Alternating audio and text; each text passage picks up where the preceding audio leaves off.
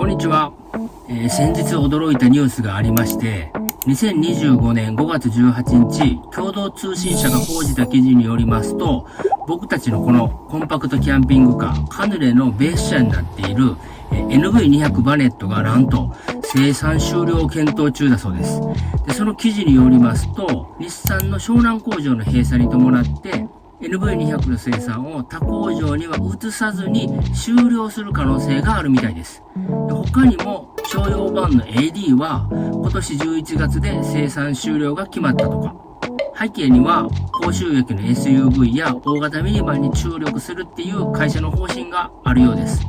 で、僕たちこれ納車してまだ半年しか経ってないんですけれども、今回のこのニュースはなかなかの衝撃でした。でもその一方で運よく2024年モデルを仮装したカヌレを購入できたのはすごいラッキーだったと思っています。ではその2024年にマイナーチェンジした日産 NV200 バネット、一体どこが変わったのか、そのポイントと NV200 の魅力を実際のユーザー目線でご紹介していきます。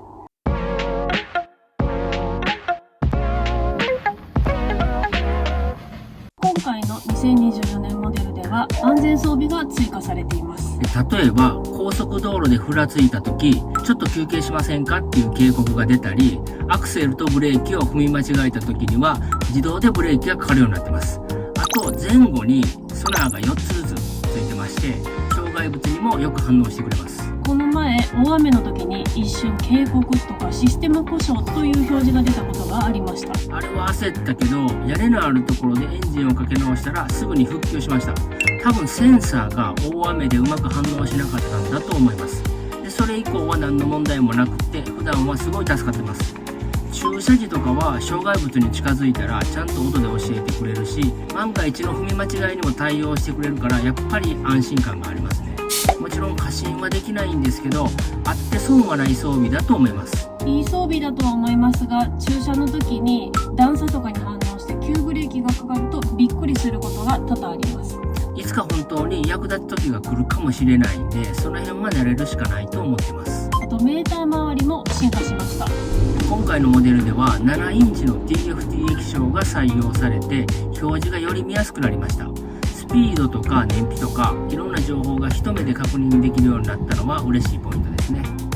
さらにステアリングも変わりました。ハンドルの形もちょっと変わって、スイッチがついて音量調整やメーター表示の切り替えも手元でできるようになりました。これもなかなか便利です。総合的に劇的に変わったって感じじゃないんですけど、運転してると進化を実感する、そんなマイナーチェンジで僕らは大満足しています。ここまで話してきたように、安全装備の追加やメーター周りの進化など2024年モデルは確かに良くなってるんですが、僕らが感じている NV200 の魅力はそれだけじゃないんです。まず運転がしやすいです。私自身30過ぎてから運転免許を取って運転に苦手意識があったんですけど、この NV200 に乗ってからは本当に運転が楽しくなりました。サイドミラーが大きくて後方確認がしやすいですし、着座位置が結構高めで運転もしやすいです。街中のパーキングで精算機に寄せる時も車幅の感覚がつかみやすくて、さっと寄せられるので本当に楽です。あと日産でキャラバンに試乗したこともあるんですけど、乗り込むのが少し大変で、私はちょっとハードルが高く感じました。でも NV200 は乗り込みやすくて助かっています。車体のサイズも全長 4400mm で車幅は 1695mm、 小回りが効いて日本の道路事情にもぴったりです。特に街中や狭いキャンプ場では大活躍ですね。あと意外だったのが燃費。2021年の改良で CVT になったこともあって、2モデルは思ってたより全然燃費が良くてびっくりしました。もっと重くて燃費悪いと思ってたので、これは嬉しい誤算でしたね。それと運転席下、助手席下にも物が入れられるスペースがあって、収納力の高さに驚きました。無駄のない作りがありがたいです。さらに言うと、運転席の真ん中、センターコンソールトレイがあるだけっていうのが実は魅力で、工夫次第でいろんな使い方ができるんです。僕らは現状純正のまま使ってるんですけど、運転中はちょっとした物置に、車中泊の時はポータブル電源を置いたりって感じで、この自由度の高さが気に入ってます。あとは外観ですね。見た目もヨーロッパのライトワンみたいな雰囲気があって、武骨すぎないところが気に入ってます。数字やスペックだけじゃ伝わらないちょうど良さがある車です。これから NV200 を検討している方に伝えたいのは、運転のしやすさが想像以上に魅力的だということです。私はもともと運転があまり得意ではなかったんですけど、この車に出会ってから運転の楽しさを感じられるようになりました。そして改造ベースとしても本当に優秀だと思います。僕たちはキャンピングカー仕様を購入しましたが、バンライフ仕様にする方もいらっしゃれば、荷室だけ活用して仕事用に使っている方もいらっしゃいます。シンプルな作りだからこそ、自分たちらしいスタイルで自由に楽しめる車だと思います。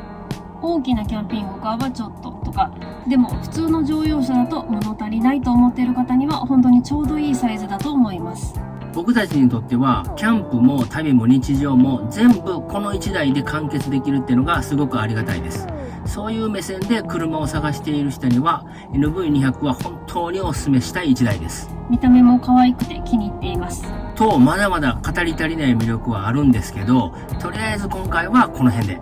そんな NV200 ですが、今回の生産終了検討の報道を受けて、これから買おうと思っていた方にとってはちょっと不安なニュースかもしれません。でも逆に言えば、今しか買えない車になるかもしれないとも言えます。特に2024年モデルはマイナーチェンジ直後で完成度も高いですし、快適装備も充実しています。気になっている方はぜひチェックしてみてください。私たちはこの車に出会えて本当に良かったと思っていますし、これからも大事に乗り続けていきたいと思っています。